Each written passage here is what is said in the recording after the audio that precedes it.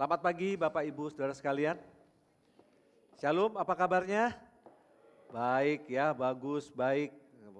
Puji Tuhan, hari ini kita akan mengakhiri tema di bulan November, hidup mengucap syukur dengan satu tema, mengucap syukur telah mendapatkan tempat di kerajaan terang.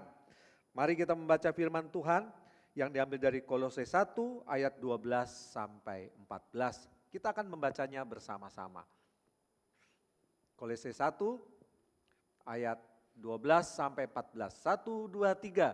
Dan mengucap syukur dengan sukacita kepada Bapa yang melayakkan kamu untuk mendapat bagian dalam apa yang ditentukan untuk orang-orang kudus di dalam kerajaan terang. Ia telah melepaskan kita dari kuasa kegelapan dan memindahkan kita ke dalam kerajaan anaknya yang kekasih. Di dalam Dia kita memiliki penebusan kita, yaitu pengampunan dosa. Berbahagialah orang yang membaca, menyimpan dan melakukan firman Tuhan dalam hidupnya. Kolose saudara adalah satu kota kalau sekarang itu di daerah Turki, Asia Kecil. Saya belum pernah ke sana saudara, saya dilihat dari internet, bukan foto saya, fotonya internet. Kota ini adalah kota yang maju, dia dekat dengan kota Efesus. Saya juga belum pernah ke kota Efesus, saudara. Tapi itu tercatat dalam Alkitab, dekat dengan kota Efesus. Dan kota ini, menurut sejarah, hancur tahun 60 Masehi. Jadi pada waktu Rasul Paulus menulis surat ke jemaat di Kolose, diduga Paulus belum sempat pergi ke kota Kolose. Kota Kolose lebih dulu hancur. Pada saat itu Paulus dipenjara di Roma. Pada saat Paulus memberi kabar, menulis surat, menuliskan nasihat, kota Kolose belum ada. Tapi setelahnya segera itu hancur saudara-saudara. Nah itu tahun 60. Kalau kita bayangkan ya, kita kira-kirakan. Tuhan Yesus naik ke surga kira-kira tahun 33. Lalu 33 ke 60 itu ada 27 tahun. Lalu pemberitaan Injil disebarkan di Yerusalem, Yudea, Samaria, dan sampai ke ujung bumi termasuk di daerah Turki. Kira-kira mungkin masuk kota Kolose itu firman Tuhan yang disebarkan oleh murid-murid Paulus, karena Paulus belum pernah ke sana, itu mungkin tahun 40 lah.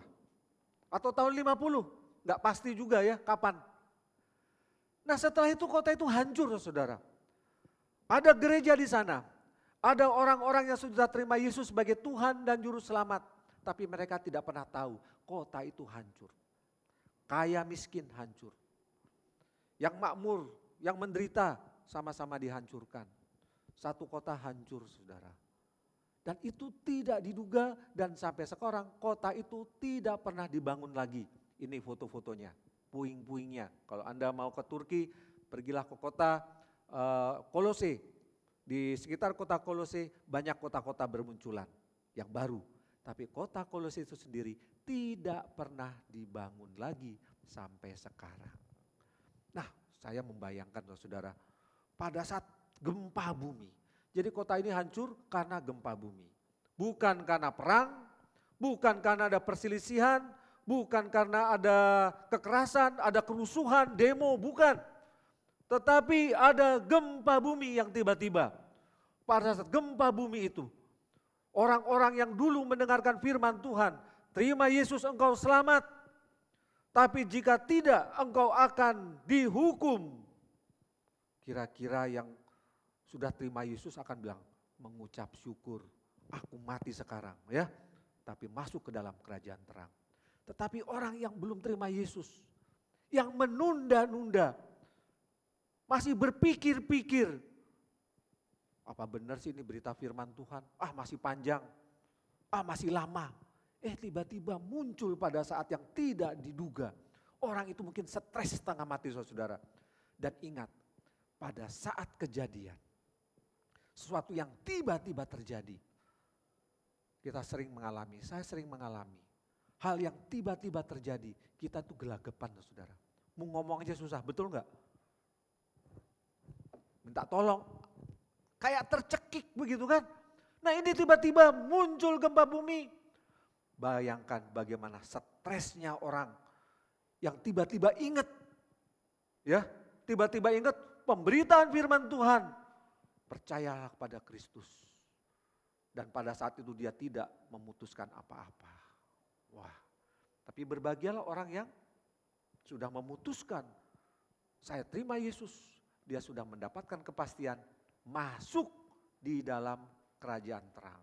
Di rumah Bapakku banyak tempat. Aku akan menyediakan bagi setiap orang yang mengasihi aku, yang percaya kepadaku. Tetapi orang yang tidak percaya kepadaku tidak akan ada tempat di rumah Bapakku. Walaupun di rumah Bapakku banyak tempatnya. Bapak Ibu Saudara sekalian, berbahagialah orang yang sudah memastikan punya tempat di sana. Itu akan mempengaruhi mental kita dalam beribadah, saudara-saudara. Mempengaruhi mental kita untuk memuji Tuhan. Mempengaruhi sikap kita bagaimana kita hidup di dunia. Banyak orang stres, saudara-saudara, karena ini masa anak-anak masuk ke universitas. Banyak laporan, mengucap syukur Pak, kenapa anak saya sudah masuk uni. Padahal kuliahnya masih September tahun depan, tapi sudah terima di Petra, sudah terima di UC, ya, sudah diterima di Malaysia. Wah, seneng. Dan itu mempengaruhi sikapnya saat dia apa? Belajar. Dia tidak memandang enteng. Supaya untuk masuk uni dia harus lulus sekolah SMA. Walaupun saya sudah diterima sana sini. Hati saya senang, saya belajar. Enggak belajar asal-asalan, yang penting lulus lah. Yang penting nilai pas-pasan. Enggak, saudara. Sikapnya itu berubah. Saya sudah diterima, saya mau belajar lebih sungguh lagi. Saya sudah diterima, saya mau mengucap syukur, datang beribadah dengan lebih sungguh lagi. Orang tuanya juga mendorong anak-anaknya, hei nak, kita mengucap syukur. Engkau sudah diterima di perguruan tinggi, sudah DP, tinggal dilunasi berapa kali lagi. Yuk kita doa supaya bisa lunas. Wah, itu yang 50%, ada yang 75%, ada yang 100%, ya, macam-macam. Tapi itu akan mengubah sikap orang untuk hidup di dunia. Termasuk dalam beribadah.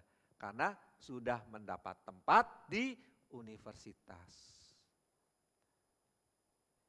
Banyak juga orang stres karena belum mendapat tempat di universitas anaknya, termasuk saya.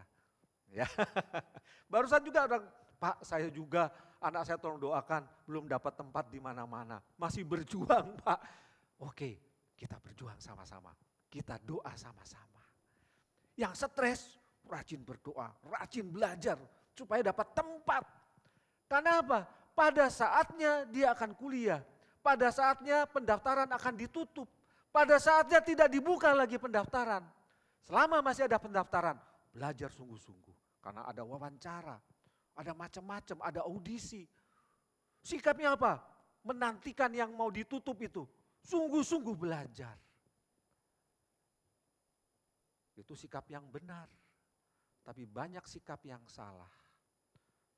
Dia sangka dia mendapat tempat di surga. Sikapnya menganggap enteng. Itu dipertanyakan saudara. Jika Anda sudah mendapatkan tempat di kerajaan terang, itu akan mengubah sikap saudara. Kalau Anda datang ke gereja hanya sampai pada khotbah, hari ini khotbahnya boseni, yang kemarin lebih boseni, mudah-mudahan yang depan tidak boseni. Itu Anda tidak punya mental atau sikap sudah mendapat tempat di kerajaan surga. Hari ini musiknya lumayan, mudah-mudahan tahun depan, minggu depan musiknya lebih bagus lagi. Cuma di situ saja Anda belum punya sikap mental yang benar, Anda punya tempat di surga, saudara. Kalau kita punya mental yang bagus, sikap yang benar, sungguh-sungguh mendapatkan tempat di surga, kita penuh dengan ucapan syukur. Dan setiap orang berusaha untuk memberikan yang terbaik. Amin, saudara. Semua orang yang datang memberikan yang terbaik. Pelayan ibadah memberikan yang terbaik. Orang yang datang ke gereja memberikan yang terbaik dengan puji-pujiannya, dengan penyembahannya. Dengan apa yang dia punya. itu mental sudah mendapatkan tempat di surga. Nah, yang belum gimana? Anda harus stres. Karena firman Tuhan, ada penghukuman kekal, ada hidup kekal. Ya. Jangan anggap enteng, masih jauh. Masih jauh, kapan-kapan bisa. Sekarang yang penting nyaman beribadah, punya banyak teman, banyak koleksi, banyak relasi. Ya. Jangan saudara, Anda harus stres. Datang ke gereja, terima Yesus sebagai Tuhan dan Juru Selamat. Anda akan mendapatkan kelegaan penuh dengan ucapan syukur. Beribadah menyembah Tuhan. Pilih saudara, menyembah dengan stres, beribadah dengan stres atau beribadah dengan ucapan syukur. Nah, ya kan? Coba pilih. Kalau saya pilih mengucap syukur, saya sudah mendapatkan tempat. Itulah gunanya firman Tuhan diberitakan. Dan kita tidak tahu kapan terjadi, kita akan dimusnahkan, kita akan diambil, kita akan masuk surga, ya atau tidak. Itu sekarang saudara, karena hari esok tidak ada yang tahu. Jadi ambil keputusan sekarang. Pastikan sudah mendapatkan tempat di kerajaan terang. Nah, telah mendapatkan tempat itu bahasa Yunaninya klero. Artinya mewarisi. Diwariskan tempat. Kenapa? Karena kita sudah menjadi anggota kerajaan Allah. Kita punya warisan yaitu di kerajaan terang. Klero bukan kleru. Ya, kleru bahasa Jawa, klero itu bahasa Yunani. Nah, ngomong-ngomong soal bahasa Yunani, ini karena masalah Natal, kita akan sedang merayakan Natal, rangkaian Natal sudah terlaksana, ya saya akan cerita ini. Banyak orang keliru tentang Xmas. Satu kali ada seorang pendeta ini saudara. Kita ini dibohongi. Masa Natal X? Masa Natal itu keliru? Disilang, wah gitu ya. Saya dulu waktu masih muda saudara nggak ngerti juga. Oh iya, kok Natalan Xmas semua ya. Ini antikristus, hanya mementingkan sale-nya saja ya. Xmas sale, tapi tidak mengakui Kristus di X. Wah gitu ya. Waktu muda waktu itu saya iya, wah benar. Saya juga anti, jadi kalau lihat sale Xmas antikristus. Xmas antikristus. Wah, setelah saya belajar di Yunani saya saudara, malu saya saudara. Malu, ternyata X itu bukan bahasa Latin, bukan huruf Latin. X ini maksudnya huruf Yunani. Ya, nah X itu bacanya ki, CH. Kristus bahasa Yunani itu Kristos. Ya, jadi bukan dibaca X tapi ki. Jadi itu bacanya apa? Xmasil. Dibacanya apa? Christmasil. Malu saya saudari. Dulu gak mau masuk yang tokonya Xmas. Sekarang tak masukin saudara. Karena dia merayakan Kristus juga. Christmas sale. Wah. Ya, bagus kan? Banyak Christmas sale. Maksudnya apa? Christmas membawakan damai sejahtera, diobral semua, didiskon semua. Kan senang kita. Ya. Dapat barang diskon kan senang. Jadi saudara, X salah. Key. Key is for Christ. Huruf pertama dalam kata Kristus. Jadi Kristus bahasa Yunani X, Ki, Ro, A-E-I-S, T-E-U-S, Kristos. Nah gitu saudara ya. Oleh karena itu Bapak Ibu sekalian. Bisa di ini? Nah ini dia. Mudah-mudahan tahun depan Pak Sutri memberikan ini souvenir ini ya. Yang suka kasih souvenir kan Pak Sutri. Christmas sale. Kalau Anda mau memberi kepada orang yang terkasih kalung yang ada tanda-tanda seperti ini. Ki. Lalu P itu itu bahasa Latin ya, huruf Latin P. Tapi kalau bahasa Yunani itu rho, R. Jadi Ki, R. Jadi dua huruf pertama dari Kristus. Kristus. Ya, jelas ya? Boleh, nggak apa-apa kasih souvenir seperti ini. Ini Alkitabiah, saudara. A itu huruf pertama dari huruf Yunani, alfa bacanya. Lalu yang begini namanya apa? Omega, huruf terakhir dari abjad Yunani. Abjad Latin, A sampai Z. Abjad Yunani, alfa sampai omega. Kristus adalah yang awal dan yang akhir.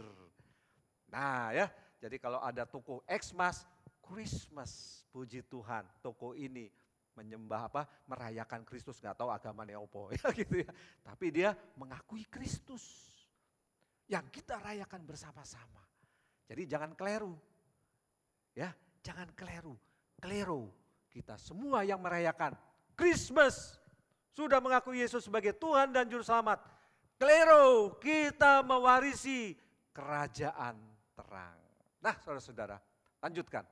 Ini Christmas-nya sudah selesai, bisa dibantu. Nah, makna kerajaan terang itu maksudnya adalah kita mewarisi Kanaan rohani. Kita adalah anggota umat Allah. Kita adalah umat yang terpilih. Kita adalah sungguh-sungguh menjadi keluarga Allah. Bapak, Ibu, saudara sekalian, kenapa disebut Kanaan rohani? Karena bayang-bayangnya itu ada di perjanjian lama. Umat Allah, umat pilihan Allah adalah orang-orang Israel. Dari keturunan Abraham, Ishak, Yakub. Yakub mempunyai 12 anak. Itulah yang disebut nanti keturunan Israel. Mereka dijanjikan oleh Allah masuk tanah Kanaan menjadi milikmu selama-lamanya. Dan itu tidak pernah dicabut, saudara. Perjanjian Abraham dan Allah tidak pernah dicabut sampai sekarang.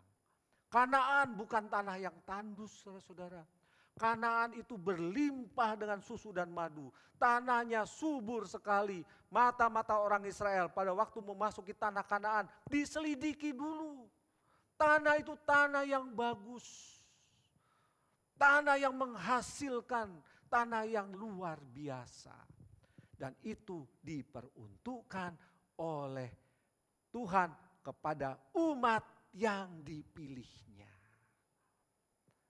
Dan Israel tetap mengklaim inilah tanah perjanjian sampai sekarang. Dan itu bukan tanah orang Arab. Karena tanah Kanaan itu didiami bukan oleh bangsa Arab. Bangsa Kanaan, bangsa Yebus, bangsa-bangsa lain penyembah berhala, bukan orang Arab, saudara. Jadi kalau masih perang, orang Arab mengakui tanah itu, orang Israel itu tidak sesuai dengan firman Tuhan. Itu diperuntukkan untuk kami. Nah, seperti itu saudara. Ya, kami bangsa Palestina. Iya, Filistin yang zaman dulu itu dari Pulau Kreta di tengah laut itu, tengah laut Laut Tengah, bukan orang Arab.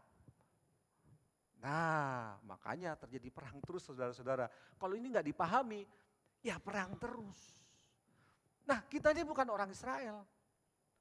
Kita nggak perlu investasi apa di sana, apartemen di Tel Aviv atau Yerusalem. Kita nggak perlu beli tanah pertanian di Yerusalem. Kita bukan orang Israel, saudara.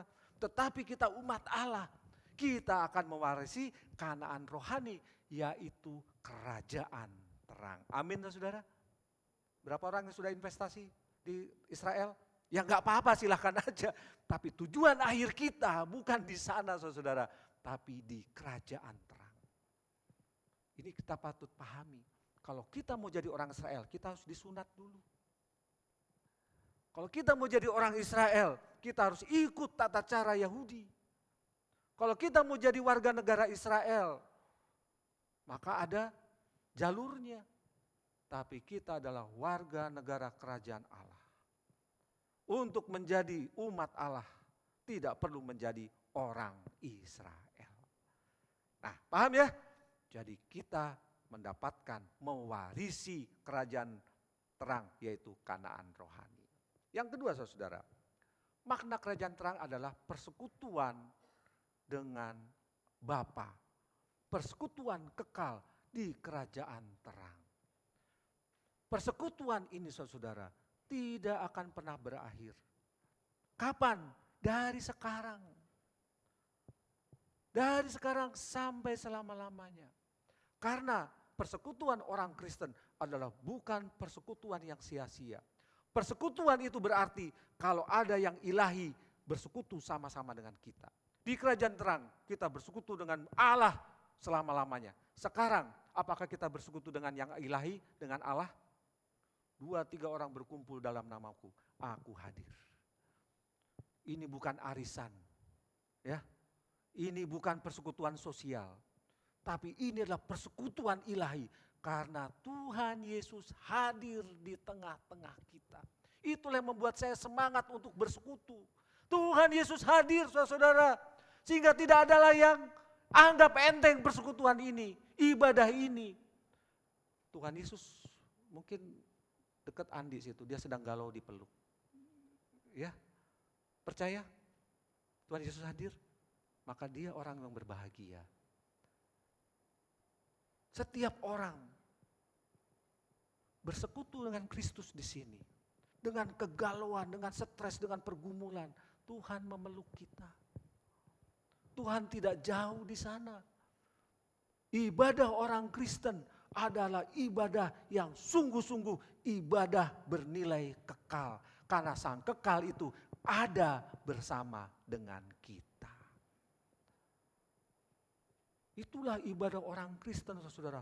Persekutuan kekal sudah ada dari sekarang sampai selama-lamanya. Luar biasa kan? Mengucap syukurlah. Karena itu janji Tuhan. Janji Tuhan yang tidak akan pernah dibatalkan. Nah, hati-hati dengan satu pengajaran ya. Persekutuan kekal kita dengan Bapa, yes. Tapi itu hanya diperuntukkan bagi orang-orang yang sudah menerima Yesus sebagai Tuhan dan Juru Selamatnya.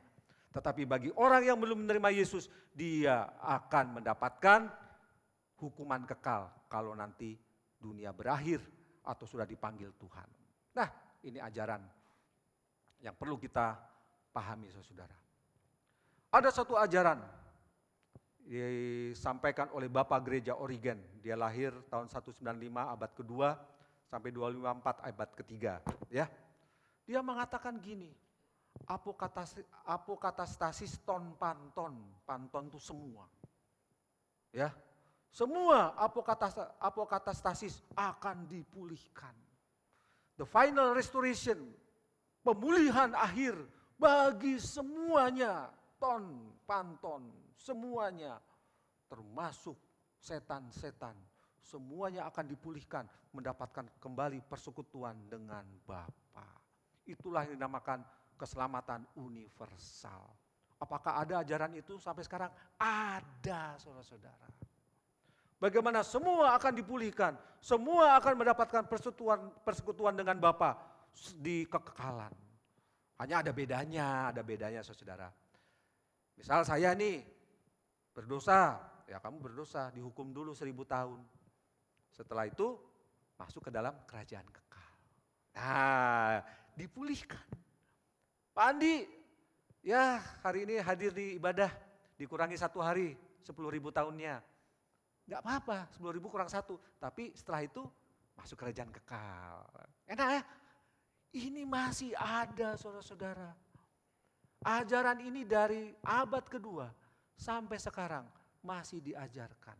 Tetapi firman Tuhan mengajarkan ada hidup kekal, ada kematian kekal. Jangan keliru, saudara ya. Kita harus keliru. Warisan itu hanya diperuntukkan bagi orang-orang yang percaya kepada Kristus. Baik, lanjut. 4 alasan mengucap syukur berdasarkan Kolose 1 ayat 12 sampai 14 tadi ya. Yang pertama,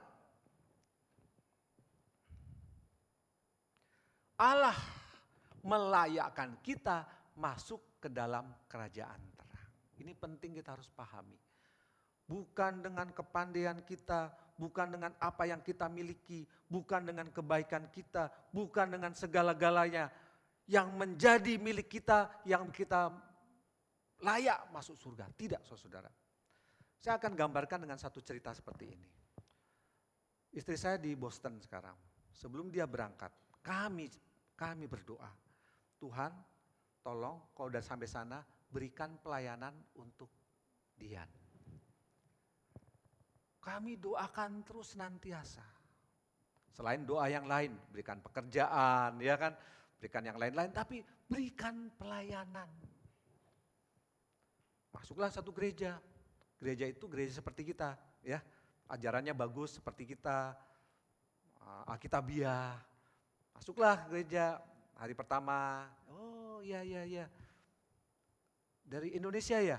Dari Indonesia. Kamu dari mana? Dari Indonesia. Pertanyaan klasik, Indonesia tuh di mana? Ya biasa ya. Biasa, kita negara kita besar sekali saudara.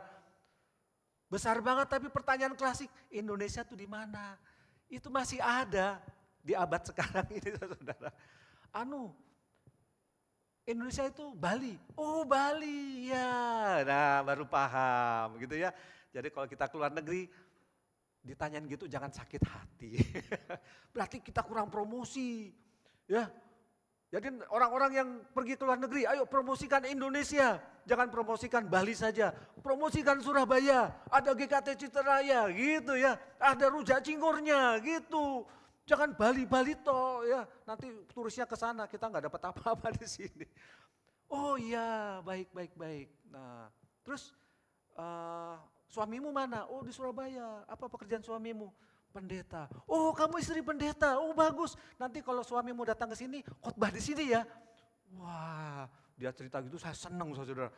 Padahal saya nggak pernah doa supaya dapat pelayanan di sana. Saya nggak pernah doa itu. Tuhan, nanti kalau saya ke sana ya nengok anak istri, saya dapat pelayanan khotbah. Nggak pernah saya doakan. Tetapi kok orang ini ngundang. Kalau ke sini khotbah ya. Istri saya dan kutip getun. Lah saya pelayanan apa?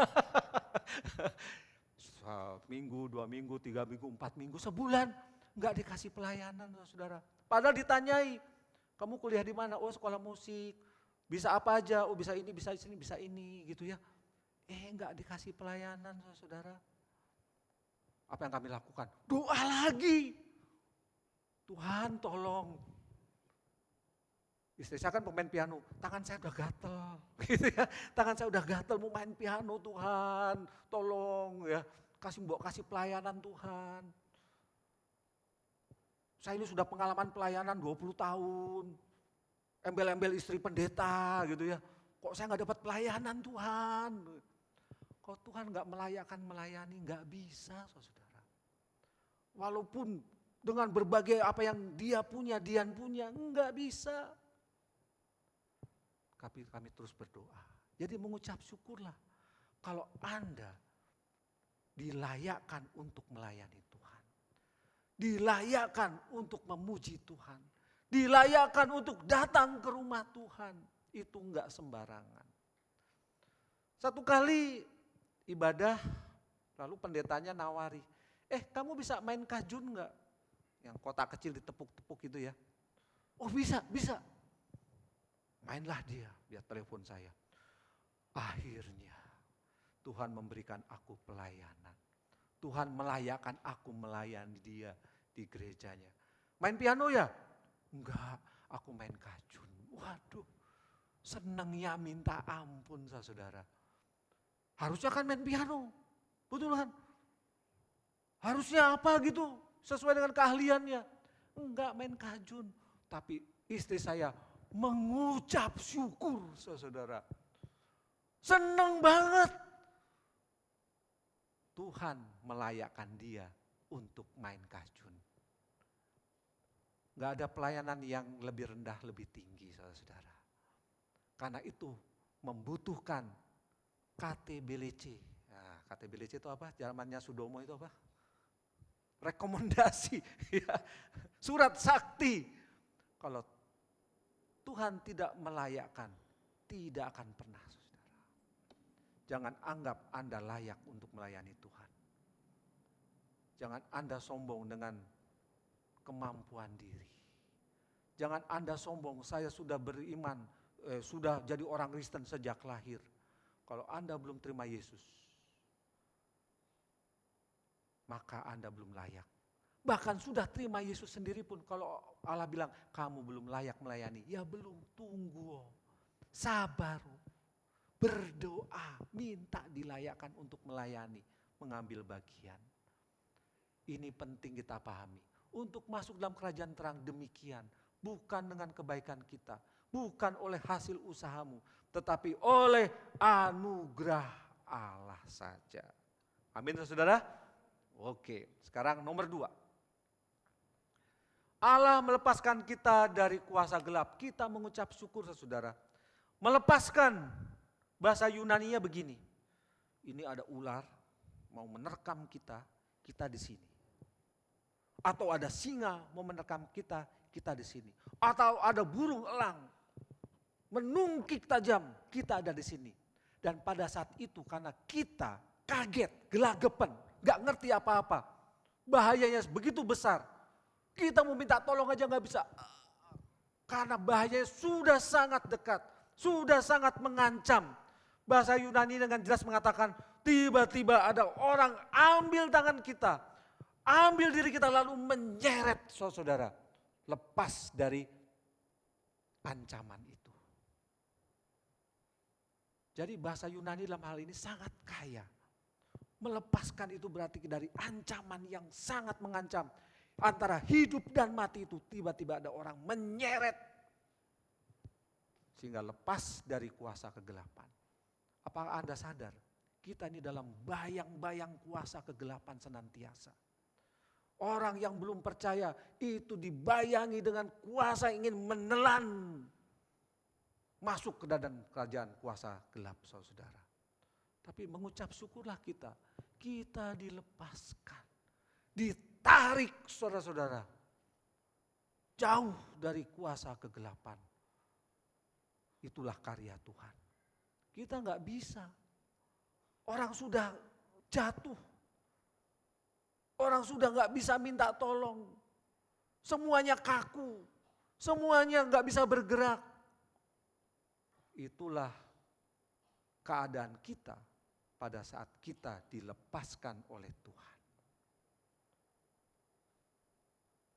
Bagaimana kita gak bisa mengucap syukur saudara. Kebangetan.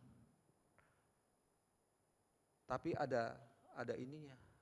Ada awasnya. Ya. Tadi kembalikan coba. Nah, awas. Kenapa awas? Karena iblis ini masih ngejar saudara. Si singa masih ngejar. Si burung elang masih terbang untuk mengejar kita.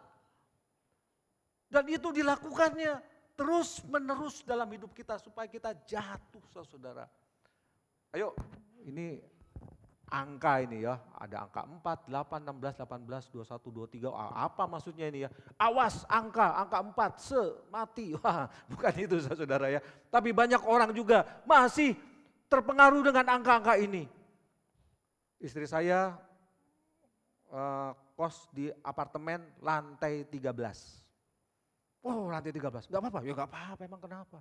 Harganya lebih murah gak dari lantai 14, lantai 10? Podo wae. Sama aja ternyata saudara. Harganya satu kamar sama aja. Mau 1 sampai 14 sama aja. Itu sampai 16 kalau gak salah ya. Atau 23 saya gak tahu. Tapi dia di lantai 13 harganya sama saja. Dengan kata lain gak ada, oh ini sial. Dikasih pada orang yang berani mati aja, harganya murah. Enggak ada saudara. Kalau memang murah orang masuk sana semua.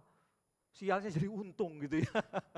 Nah peringatan, ini adalah peringatan yang disampaikan oleh Rasul Paulus dalam pasal 2. Kolose pasal 2 ayat 4, 8, 16, 18, 21 sampai 23. Yuk kita baca yang pasal 4 dulu. Pasal 2 ayat 4. Bisa dikeluarkan Kolose 2. Nah ini dia. Awas hal ini kukatakan supaya jangan ada yang memperdayakan kamu dengan kata-kata yang indah. Termasuk tadi ya, semua orang akan selamat. Tenanglah. Gak apa-apa. Semua orang akan selamat. Paling dihukum, tapi kan akhirnya selamat. Nah, kata-kata indah, saudara-saudara. Ajaran-ajaran yang sangat indah. Ini masalah, saudara-saudara. Ada juga teologi kemakmuran. Ikut Yesus pasti kaya. Ikut Yesus pasti lebih makmur. Pak Pendeta, saya udah ikut gereja ini dengan teologi kemakmuran. Kenapa enggak kaya-kaya? Kamu pasti masih ada dosa. Enak aja ngomongnya, saudara. Kamu pasti belum kasih perpuluhan yang banyak. Kayak enak aja, saudara. Itulah teologi kemakmuran. Coba praktekkan ini, praktekkan itu. Pasti makmur. Ikut Yesus pasti makmur. Lihat A, B, C. Ya dia lihat yang kaya-kaya, yang makmur-makmur. Tapi yang rendah-rendah gak dilihatin, saudara. Kesaksiannya yang hebat-hebat. Tapi yang lain ditutup-tutupi. Kata-kata indah, hati-hati, saudara. Dan sekarang teologi kemakmuran udah tidak laku. Sudah tidak laku karena itu menyesatkan. Terbukti menyesatkan karena tidak sesuai dengan firman Tuhan. Ikut Tuhan, bukan harta. Janji Tuhan, ya. Tapi ikut Tuhan itu pikul salib. Dan janjinya adalah warisan di surga. Janjinya adalah yang di bumi, aku akan beserta dengan engkau sampai selama-lamanya. Immanuel. Bukit, lembah, susah atau senang, janjinya adalah Tuhan Yesus selalu menyertai. Immanuel. Itulah yang Tuhan janjikan, bukan harta duniawi, saudara.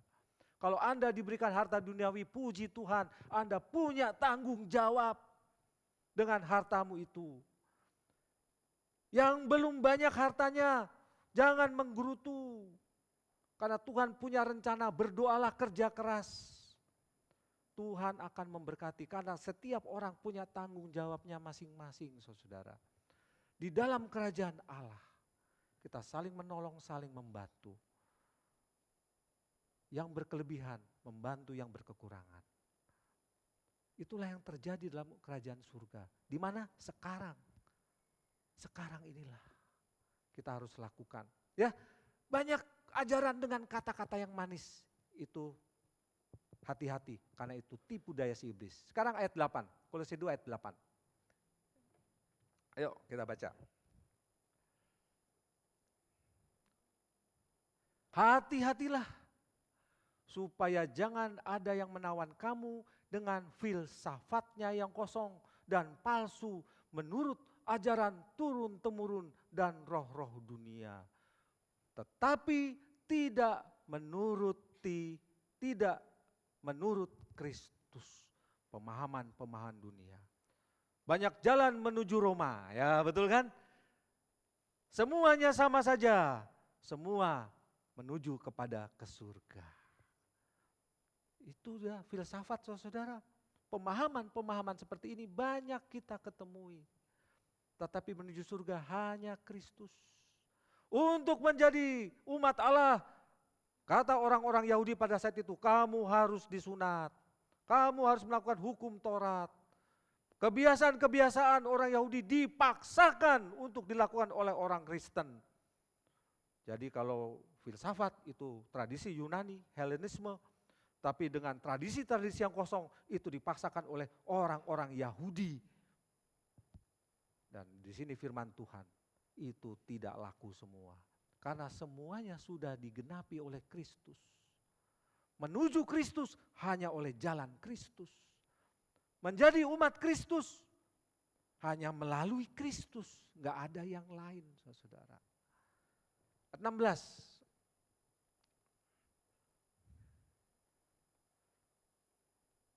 Janganlah kamu biarkan orang menghukum kamu mengenai makanan dan minuman atau mengenai hari raya, bulan baru, ataupun hari Sabat.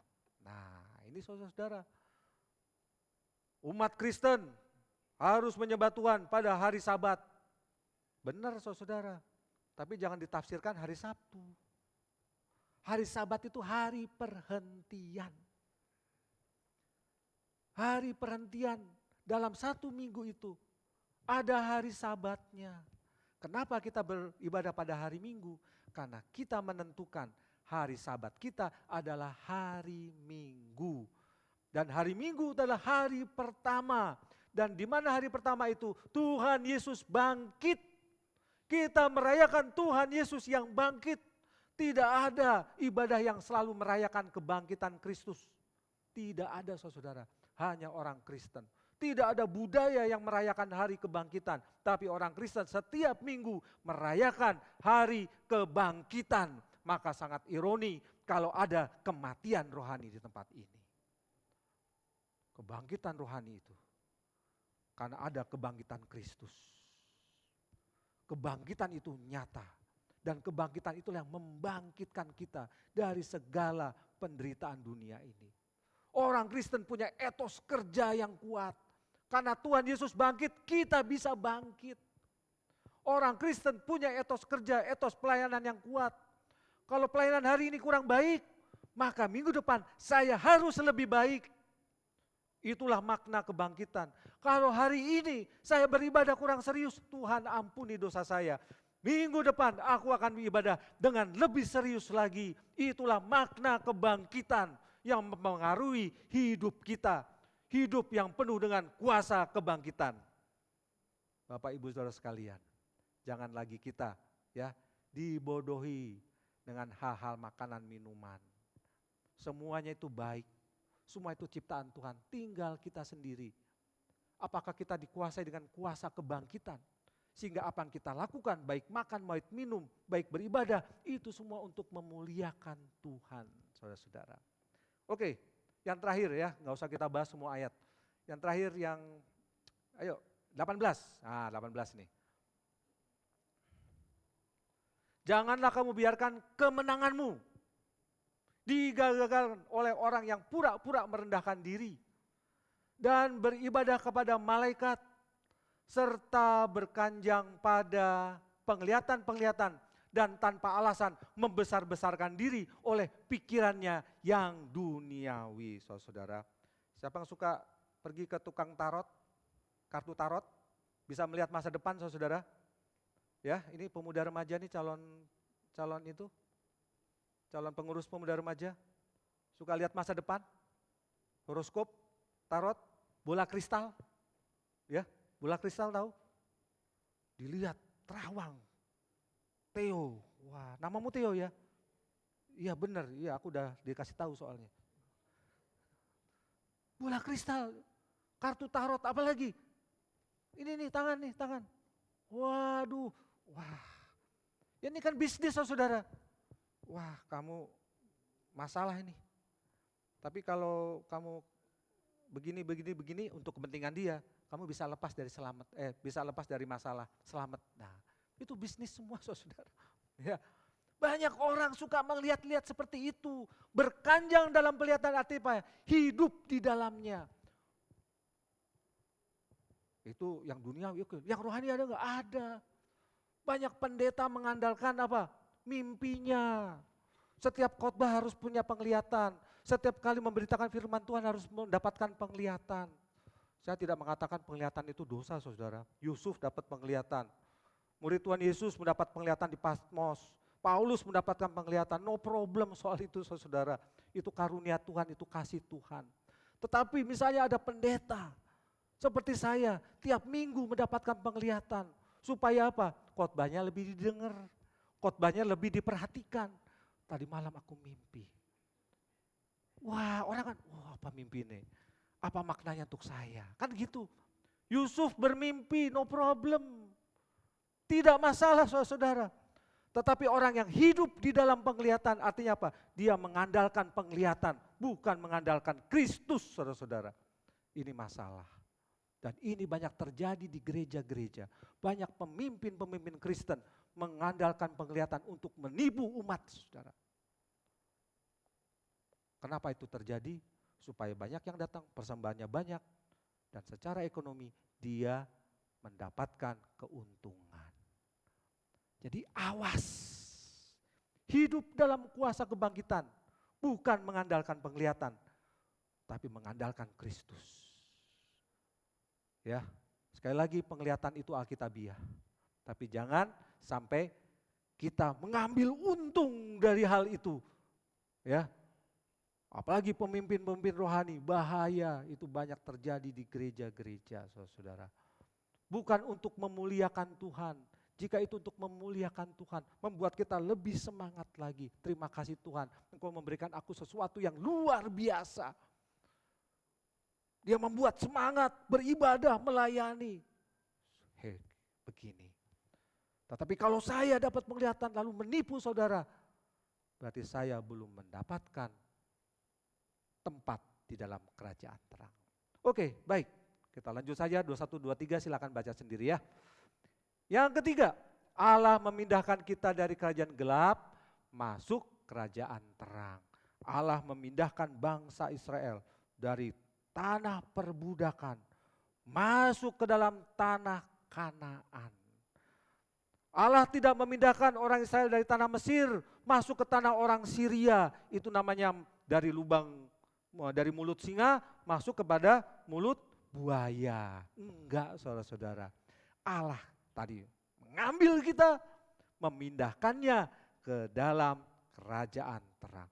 Allah memindahkan bangsa Israel tanah Mesir masuk ke tanah Kanaan yang penuh dengan susu madu subur yang luar biasa.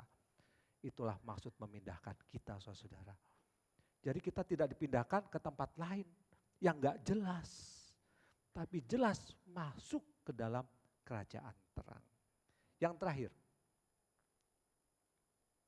Allah menebus dan mengampuni dosa kita. Konsep gadai itu sudah ada dalam perjanjian lama. Yang digadaikan adalah sesuatu yang sangat berharga. Sesuatu yang sangat bernilai sehingga yang tukang gadai, toko gadai dapat menerima dan memberikan pinjaman. Ya. Sampai sekarang konsep gadai itu dipakai dan itu tidak masalah, saudara. Nah, kita ini saudara sangat berharga di hadapan Tuhan. Kita adalah biji matanya kata pemazmur. Dan karena saking sangat berharganya, Allah sendiri turun ke dunia menjadi manusia Yesus Kristus. Melayani kita, memberitakan kebenaran, memberitakan Injil, kabar baik. Bahkan sampai mati di kayu salib mencucur darahnya habis-habisan. Mati untuk kita, untuk menebus saudara dan saya. Artinya apa saudara? Barang gadaian ini kalau belum ditebus sampai lunas, dia akan tetap di toko pegadaian. Jika kita tidak ditebus sampai lunas, kita akan tetap dalam kuasa gelap, kuasa kerajaan gelap, kuasa si iblis. Bagaimana melunasinya? Allah mengorbankan anaknya, habis-habisan, bahkan nyawanya dia berikan. Lunaslah, sehingga kita ditebus. Itulah makna penebusan saudara. Anda berharga di hadapannya. Saya berharga di hadapannya. Kita semua berharga di hadapannya. Kalau kita menganggap diri sendiri tidak berharga, itu masalah. Orang yang menganggap dirinya kurang berharga atau memandang dirinya tidak berharga, itu menjadi masalah besar saudara. Ya, Ibu Shirley tahu hal ini. Memandang dirinya tidak berharga, bunuh diri bisa terjadi saudara. Tetapi orang Kristen tahu persis bahwa kita ini sungguh berharga dan sudah ditebus habis-habisan. Oleh karena itu saudara, kita juga harus menghargai penebusan yang luar biasa ini. Dengan melayani dia, dengan kasih yang habis-habisan juga. Kasihlah Allah dengan segenap kekuatanmu. Kasih Allah dengan segenap akal budimu. Kasihlah Allah dengan segenap jiwamu. Di sini dalam arti kata nyawamu, saudara. Oh, akal budi oke Tuhan, segenap kekuatan harta oke Tuhan. Tapi segenap jiwamu, nyawamu, wah ini nanti dulu Tuhan. Aku masih dengan dunia ini masih terikat, susah. Nah ini masalah saudara. Perintah yang utama dan yang terutama, kasihilah Allah dengan segenap akal budimu, kekuatanmu, dan jiwamu, nyawamu, hidupmu. Barang siapa mempertahankan nyawanya karena Kristus, karena diejek dia mempertahankan nyawanya, engkau akan kehilangan nyawanya. Tetapi barang siapa kehilangan nyawanya karena Kristus, dia justru akan mendapatkannya, saudara. Semua apa yang kita punya itu milik Kristus, termasuk nyawa kita. Oleh karena itu Bapak Ibu sekalian, ayo kita mengasihinya dengan lebih sungguh lagi, melayani dengan lebih sungguh lagi, mengerjakan sesuatu dengan lebih sungguh lagi, sampai titik darah penghabisan. Yuk kita nyanyikan satu lagu, mengasihi lebih sungguh. Sebagai renungan kita, bahwa kita sudah ditebus. Sebagai ucapan syukur kita, Tuhan, Engkau sudah habis-habisan.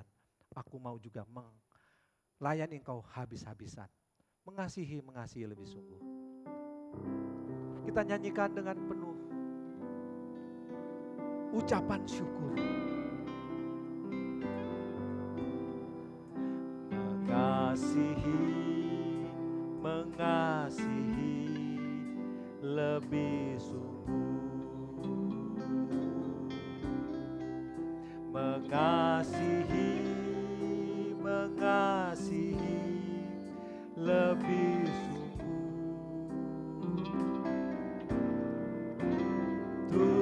Tuhan lebih dulu mengasihi kepadaku, mengasihi lebih sungguh. Ayo kita melayani Tuhan lebih sungguh lagi. Melayani lebih sungguh. Melayani lebih sungguh.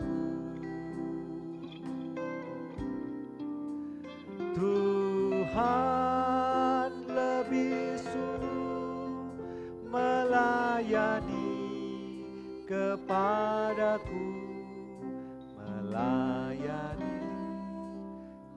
Saya berikan waktu 1 menit, 2 menit, berdoalah dalam hati. Mengucap syukurlah kepada Tuhan, Anda sudah mewarisi kerajaan terang. Berdoalah, mengasihi Allah lebih sungguh, melayani Allah lebih sungguh lagi. Karena itulah karakter orang yang sudah mendapatkan tempat di kerajaan terang.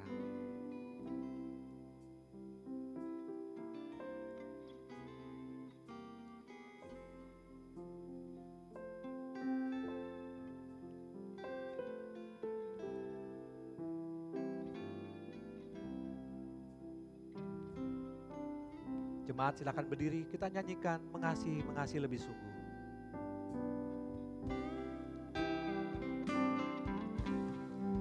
Mengasihi. Singer silakan maju. Ya, WL silakan maju. Mengasihi lebih sungguh.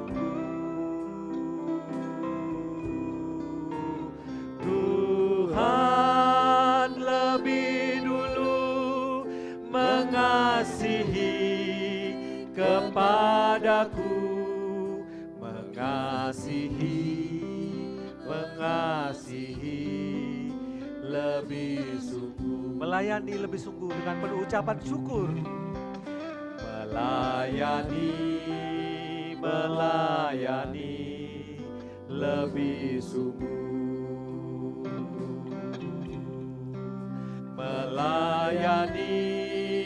Melayani lebih sungguh.